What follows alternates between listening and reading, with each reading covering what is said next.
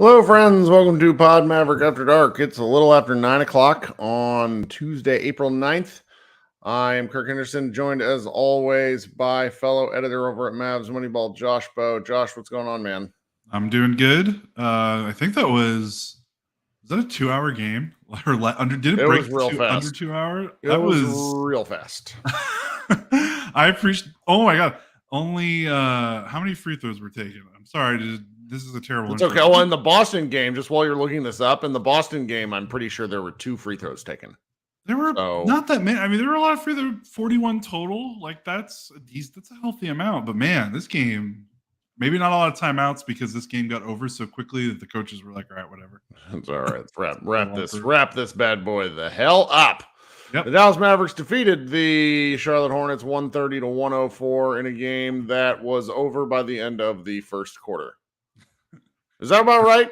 Yeah, they were up 36-18. Never got below double digits after that. Got to 11 in the fourth. So Luka had to come back in. But, I mean, it was never a threat. I mean, the Mavericks, when it got down to 11, it was like the Mavericks stopped playing. Like they were just trying to get that thing to the finish line. Like, so weird, I don't think they ran play for like the first 5 minutes of the fourth quarter. We're as daily or rather per game content creators, journalists, whatever the fuck you want to call Josh and I over and the team over at Mavs Moneyball. We're at this bizarre place, which the play-in has mostly gotten rid of. But as things sort of start to suss themselves out in terms of the seeding for the Western Conference, at a certain point, these games quite literally stop mattering. The Mavericks will secure a top 6 spot tonight based on, like, they won, and I want to say if it's like the Suns lose to the Clippers, which sounds right, then like things are locked in place. I've honestly not cared. And you probably should look at me, and this will irritate people who hear this, who are a little, it's not people who are more into it, it's just right now, like I think when we've talked about this in our coverage with what we do over Mavs Moneyball, once we get to the playoffs, we'll turn the volume up to 11 with like everything that we do because the interest will be through the roof. But right now, everybody in my life gives a shit about the Stars and the Rangers. The Mavericks have done their job, and we're just kind of waiting to see how things work. And I am not particularly interested in some of the Mavericks-related conversations going around on the internet. So you watch a game like this one, you see Luka just drive through the Hornets like they didn't even matter. Like it was like when I say disrespectful, Luka was so good he could have played with one hand. I mean, the Mavericks just destroyed the Hornets. Like it was really quite hilarious. It was. Guilty as charged. I do not watch Charlotte Hornets basketball when they're not playing the Mavericks. I was unaware that they basically do not play a center anymore. Grant Williams is their starting center for the most part, and then they bring Nick Richards off the bench, but he only played 20 minutes. So that's a lot of time to play. Like not just that's smaller than Maxey 5. That's real small. That's really, if Grant Williams is your center, that's real small. And the Mavericks, I mean, credit to the Mavericks, at least they took advantage of it. They creamed them in the paint. They had 58 points in the paint. Gafford was 12 of 12 from the field, 26 points. The Mavericks out-rebounded the Hornets 55-39. Dallas had 16 offensive rebounds. 4 of the 5 starters had at least 7 rebounds. All 5 had at least 2 offensive rebounds. Maxi Kleber had 6 rebounds in 19 minutes. And when Maxi Kleber cannot rebound. This is insane. Like, that's how bad they were. Yeah. I mean, so credit to the map.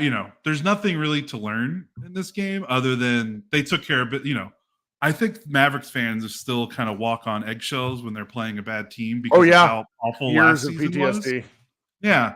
And that's gone. That's absolutely gone. They haven't lost to a team with a losing record since January 9th.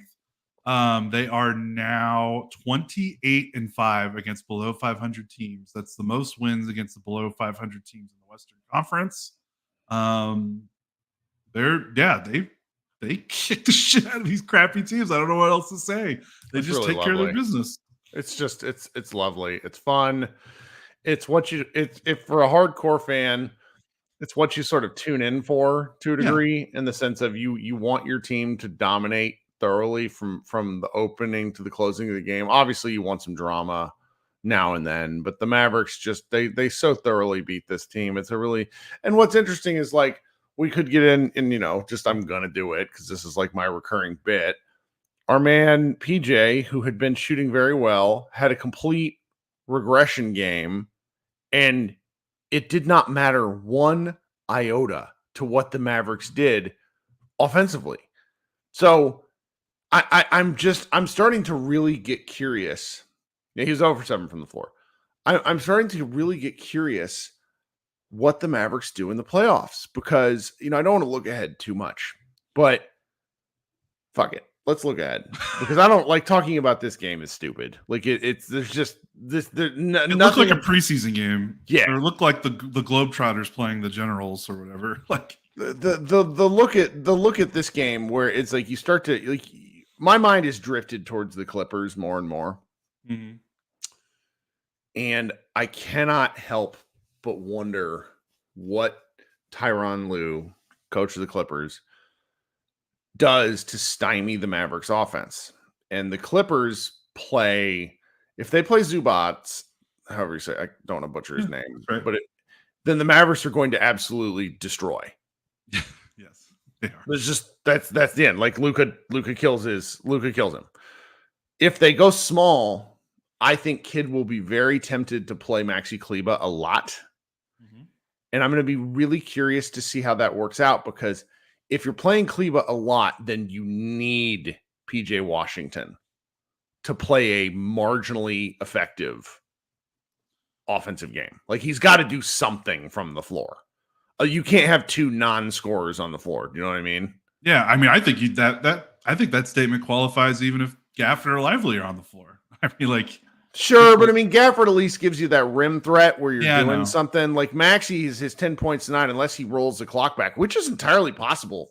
If Maxey has one good game, he's going to scare whoever they're playing in the playoffs to death. He's had a pretty decent week. Like, I know his numbers don't look great, but like, he's moving. Like, with the shot looks good. The bounce, there's a little bounce and a little. His feet are moving quick. Yeah, the Mavericks. I think he's under contract for 2 more years after this one.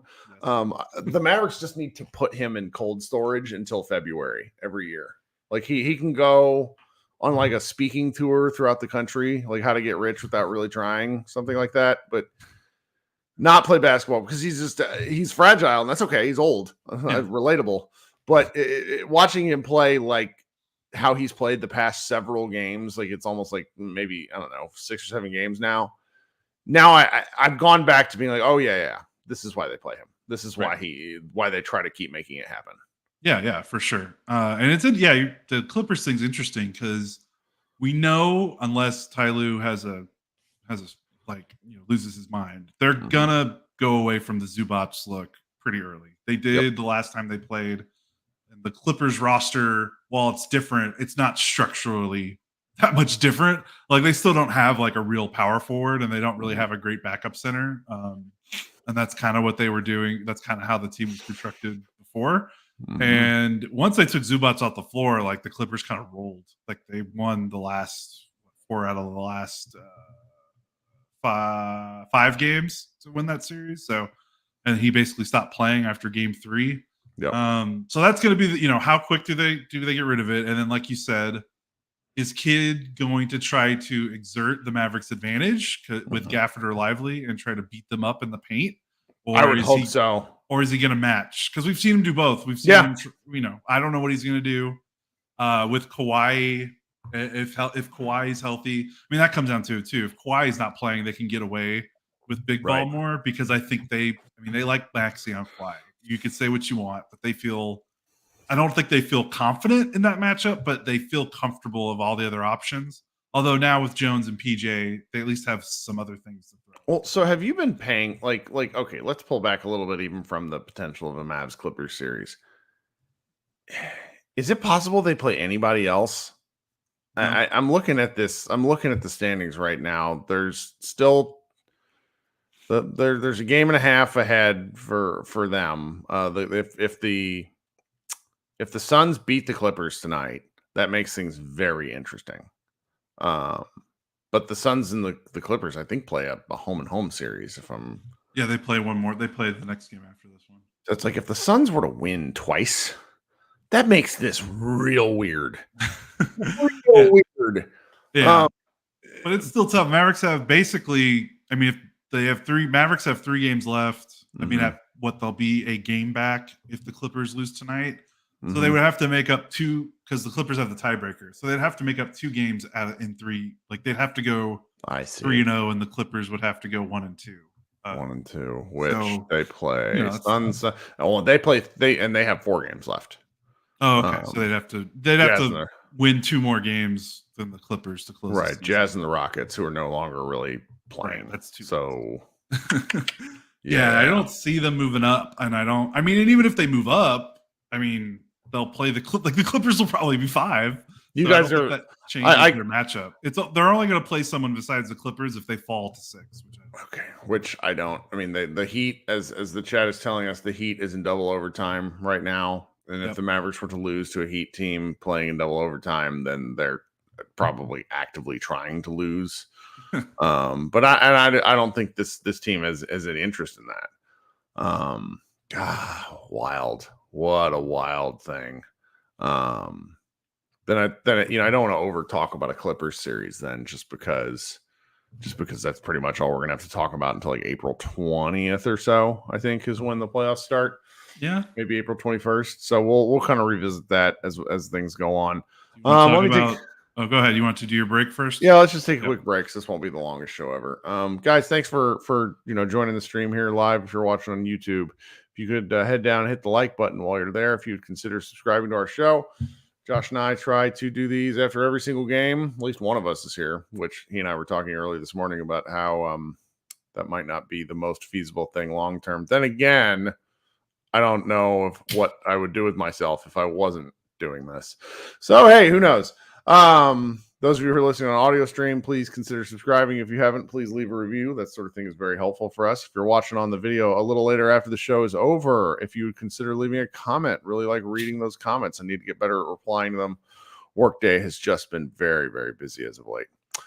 All right. Now, if you could please consider listening to the ads that Josh and I are going to insert right here, I would appreciate that. Okay, we're back. What else should we talk about? Because these next few shows just stand it's like I don't like there's certain topics I'm just not interested in, like the Luka MVP debate. I was gonna say, do you want to talk Luka MVP? Because that's maybe we should talk about like the meta conversation around it.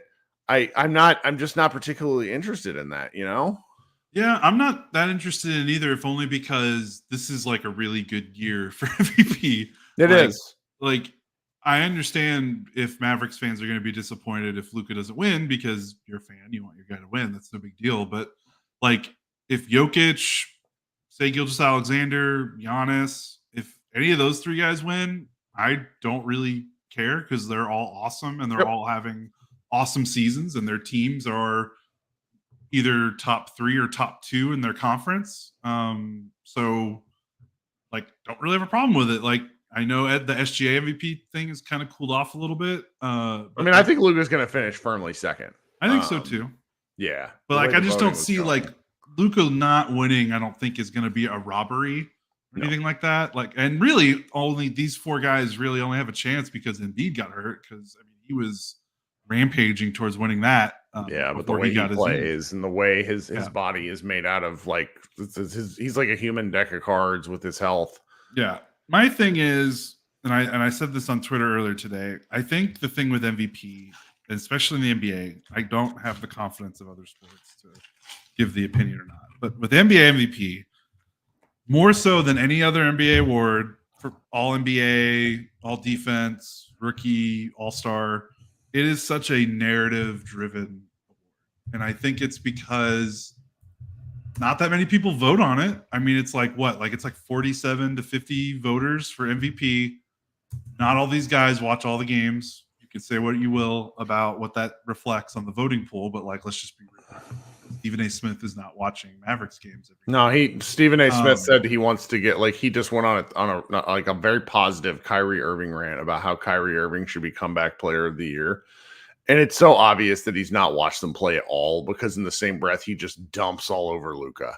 Yeah. It's absolutely incredible. Yeah. Sorry, go ahead. And I mean, and that comes back to, like, people, they don't have to like this, but people just have to understand that there are voters and media people that just don't like players. That have nothing to do with necessarily, or not all to do with, their on-court production or wins. People just don't like players. Like it's human nature. We try to find objectivity and be without bias when we're watching this, because we want to act like that, you know, all that matters is what's happening on the court. But like, we're human. Like, we're humans. We like what we like, and we don't like what we don't like. And Luka has definitely done some things in the last 4 years to give people that don't have a proclivity to liking him ammo to not like him, with how he treats the refs and how he's played defense at times in the past 4 years, and the team finishing 11th last season, missing the playoffs entirely. You know, they had a couple of first round exits their first 2 years in the playoffs. Like, there's probably these, you know, some media people that are just like, I just don't care for Luka. I don't like his personality. I don't like how he talks to the refs. I don't like his game. I think he holds the ball too much. All that stuff, which, you know, you can come right back and be like, well, the numbers say this and this, but they don't care. And I know you want people to care, but like, the NBA is sports, but it's also entertainment and theater. And like, I just can't get too bothered about it, as long as it's not veering into like really dumb or like bigoted or hatred stuff. You know, as long as it's not leaning towards that. But right, I just think like he's just gonna have to have a full season where nothing goes wrong. Like, they have to start well, be a top 4 seed in the West, play well, and I think he'll be okay. I think while Jokic is still playing, that's absolutely right. Like, he's being held. Every NBA MVP is a season unto itself. It's the way it is, and he's gonna have to do something from start to finish in things that are outside of his control. Like, you know, if we were talking about health, more team health, Luka would be the MVP. He just would. The problem is that the guys above him are also playing excellently, and that's not a factor for them. So yeah, just the way it goes. Like, LeBron won MVP in 2009, 2010, then 2012, 2013. What happened in 2011? Yeah, he joined the Heat, and everyone hated him. Like, his play did not drop off. The Heat won 58 games. Yeah. He was just as good as he was in those other MVP seasons. No one liked him. No one liked him after the decision. That's why he didn't win MVP. He finished third that year. Like, he didn't even finish second. He finished third. Like, that's just part of it. And it, you know, if you hate it, I understand. It sucks, but it's just, I don't know, it's just one of those things. It's like the way the world works. We're not going to change it. Like that, people vote with their gut and with their heart sometimes over their brain. One of the things I'm actually surprised about is that the Mavericks tanking last season hasn't played more into the discussion about Luka and MVP. I think that's because I hope those people realized how ridiculous. Oh, I mean, it's so fucking stupid. It hurts because it's like it was forced out of games and was pissed as hell. Like, how you hold that against him is beyond me. But that's what people do. People are, you know, make rationalizations, and it's just sort of the way it goes. I mean, I for one, you know, one of my Thunder fans friends said to me today, he's like, could you ask Mavs fans to stop being so weird about SGA? Which I would actually agree with. I have SGA in fantasy basketball, and that's one way to understand just how unbelievable his season has been. I mean, it's been a fun debate right up until it's not fun. And I earnestly don't care enough right now relative to what I want for the Mavericks. Like if the Mavericks were a top 3 seed and projected to be a true finals contender, I would be arguing through all the time about this. But they're swinging up from the 5th seed. They had some bad things work against them. The team wasn't very good for 40 games, and Luka is what it is. Luka just didn't. There's a lot you could say about Luka with regards to that. I mean, his numbers were obviously amazing, but when you get to MVP, you kind of start nitpicking, and maybe Tim Bontemps actually offered to come on the show, and maybe I'll talk to him about this sometime before MVP voting comes out. But sometimes it's just the way it goes. And my entire year, I think if we were to go back and look at like season preview stuff, my goal was for the Mavericks to get out of the first round. That's all I wanted. No. And right now, I mean, the way I feel like the Mavericks could beat any team in the league in 7 games. I don't think they're title favorites. That's not what I mean. But if they play the Clippers, come what may, I'm not fucking scared. I mean, a little scared of Kawhi. But I'm really this has been more than I could have hoped for after not being in the playoffs at all last year and tanking. It's kind of weird though. Have the expectations changed? Like, because I was right there with you. I thought they would finish with 45 wins in the 6th seed. So obviously just getting it into the first round, avoiding the play-in is a big win. But now that they've been so good and the roster has changed so much since the trade deadline, if they lose in first round of the Clippers in 6 games, does that change how you feel about the season? Because of what the circumstances have changed since the trade deadline? Maybe. Yeah. Because the bill comes due. And when you go all in like this, what they owe down the road starts to stand out. Kyrie isn't getting any younger. Nope. They've gotten a great season out of Kyrie. They really have. Like this, I think I put something along the lines of if the Mavericks are going to make the playoffs, Kyrie Irving would need to play 60 to 65 games. Let's see how many games he's played. I think he's at 56. And he's going to play 59. Yeah. Because he'll finish here. And it's like, I just can't hope for more from him. I don't know. I don't want to get like too grumpy about it just this yet. No, I don't want to. I think the expectations have risen kind of sharply, and for good reason. Yeah, because the team is good. Yeah.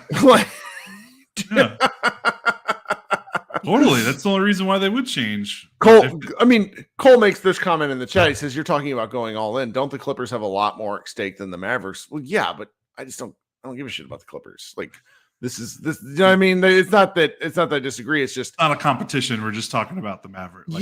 And Josh and I often do this thing because we've been doing this for so long now, Josh more than I, where it's like our own involvement in this starts to kind of become a thing because we're like, well, how long can we do this? and it is candidly like directly related to the Mavericks being good. Like if the Mavericks were like, if Luka Doncic were to like consider having a trade, Josh and I would probably get together and maybe not. Like we might not do this anymore. Yeah. It's like it's not that we're Luka front runners. It's just we're old and like there's less incentive to keep coming back and grinding it out when you start all over again. And like that's just sort of the nature of this. And this is going to be. I don't necessarily think the Mavericks are all in. I mean, they still have some things they could do this offseason, but it's just this has rounded out. Just like the 21-22 season where the stars are kind of aligned. Like they really are. You know, it's funny. I'm having a 40th birthday party in May because that's when I turned 40. And I've invited like the whole staff. And when I sent this invitation out to the Mavs Moneyball staff, I had no consideration for the fact that the Mavericks might still be playing basketball. I think you sent it out when they were like 26 and 23. Like yes, there were 3 games above 500. I was like, "Fuck, okay, it's just gonna be another one of these." And now it's like it's like my wife's playing like a big party, and if the Mavericks are playing that night, we're gonna have to figure something out. I mean, it's great problem to have, but it's just this is so odd, and I'm very happy that we're here. like this point last year, you and I were coming off of getting fired by our old podcast network, trying to figure out how the hell if we were gonna keep doing this. And it's 180 degrees different. Like, this is great. Yeah. I much prefer this over last season. That's for sure. Apparently, the Clippers are destroying the Suns at this point. What is it? 26-4. It is. Oh my god. 28-4 now. Oh. Well. Yeah. Well, okay. That was like a rangy conversation away from the MVP, and it's like I'm just not worried about it. He's gonna make his this will be his 5th straight All NBA first team with a bullet. Yes. I mean, I would be curious. It might be worth doing a historical comparison to see what players had gotten 5 All NBA first teams in their first 6 years ever. Well, the 4 out of 5 is not. We did this last year. Yeah, we did this last year. The 4 out of 5 is not a long list. It's like Jordan, George Gervin. No, it wasn't Jordan. It wasn't. It's like Durant, Duncan, some guy I've never heard of. I remember this. This is a great article you wrote last year. Well, I actually looked all this up to emphasize how bad it was that they missed the playoffs. Yeah, because it's no big deal. But it's we're just kind of in how it's look it up. Now I'm determined. This is great podcasting. I'm looking at stats. We're all tired. Thank you. Shout out to the chat for hanging out here. We got a number of folks just to check in after every game. Really grateful that you're here. But Josh, what do you got for us? So these are the players that have made first team All NBA 3 times before the age of 24. Okay. Durant, Duncan, and Max Zalowski. He's like 1950s kind of guy. Yeah. Players to get 3 first teams within their first 4 seasons. Larry Bird, George Gervin, Tim Duncan. That was the George Gervin. Okay. So we're going on 5 of 6 years. Now we're going on 5. Yeah. So, I mean, we might be truly in unprecedented waters. It might be just Bird and Duncan at that point. Like, what did LeBron do? What did LeBron do in his first few I don't think LeBron made. When did he make his first team? Probably his 3rd season. I'm doing a great job here. He's made it a lot, though. Yeah, he made his first. Yeah, he didn't make his first team till 2006. That was his 05 and 06. Because his first season in the NBA was, I think, 03, 04. Yeah. Yeah. So 3rd season. So he missed out on that. He made 2nd team in 2005. I mean, we're just in such a funky place with him where like the contextual discussion around Luka is just baffling. Yeah, because there's no one's ever been like this. I think it was our man Bobby in the chat who said, like, if Luka plays how he's played since All-Star break and really since the rules changed, the rules were missing, he's going to win MVP. And I agree with that. Yeah. Oh God. All right. Is there anything else we kind of want to hit on? Because we might be hitting on all this again after the Miami game. Well, Miami game is going to be kind of interesting. We'll be back here. I'm not going to do a secondary live show tonight. There's just not enough to talk about, and I don't want to beat any dead horses into the ground. Really looking. You might get some of your friends in trouble if you do another live. Oh, I know. I mean, yeah, you guys leave Matt Moore alone. I swear, like, the man watches more basketball than anybody I know. I think that's actually part of the problem is that he sees so much basketball, and it all like he's basically like the guy where it's like, you know, force feeding into his eyes. Yeah. Oh, that. Yeah. Yeah, that thing. So it's I don't know. I look. I would as it comes to individual MVP voters, I much prefer a person that is willing to put in the work than about 20% of the MVP voters who I am fairly certain don't fucking watch basketball. So a lot of those, you know, I mean, because some of the stuff that's said is so embarrassing. So, you know, it is what it is. We'll be the award stuff is fun. I'm really hopeful that Lively makes an all rookie team just for his own edification. Man, we're just in a pretty good spot, man. We're in a pretty good spot. I'm cautiously optimistic. I need them to stop putting Luka in situations. I am so fearful of what happened against, was it the Spurs right before the Utah series when he strained his calf. Like, we just got to stop being stupid with regards to this. Like, it's I know he was he triple double chasing? Like, why did he go back in tonight? Because they cut the lead to 11 in the 4th, and it was looking pretty stinky. Oh yeah, okay, good reason to go back in. That's right. And they got it back up. Okay, so what we'll do is you and I'll do another one of these tomorrow night. And then there's a game Friday. Who do they play Friday? The Detroit Pistons. Good God. Nobody is going to could we just put up like cardboard cutouts and like have me saying curse words and record a 15-minute show? We could probably pre-record that podcast the day before. Not because the Pistons come out and beat it. It's just at that point, like the game might not matter. I don't know. We'll have more to talk about tomorrow. But then they play the Thunder on Sunday, and that might be just a slap fight. So, yep. Last thing I want to show you before we get out of Dodge, I want to show you one of my own tweets because that is what good podcasting is all about. I could not help myself with this particular tweet of mine. Let me go here, share screen and share. Do you see this one here? The perfect MVP body. I do not make the rules. It's for those listening on the audio stream, it's a picture of Luka Doncic that the Mavericks posted where he looks like Josh and I can't put that any clearer. This is my fucking body type. This is how I look coming out of Orange Theory. And then right next to Pat Mahomes after the Chiefs winning the Super Bowl, where he does not look svelte. And normalize chubby MVP voters. That's just what I'm thinking. Anyways, guys, man, the Clippers are up 35-4. Whoa. All right. Mavericks aren't getting the fourth. We're not getting the 4th seed. 5 seed Mavs. All right, guys. This has been Kirk and Josh both. Thanks so much for hanging out. We'll talk to you guys soon. Have a good Wednesday, and we'll see you tomorrow night. Bye, guys.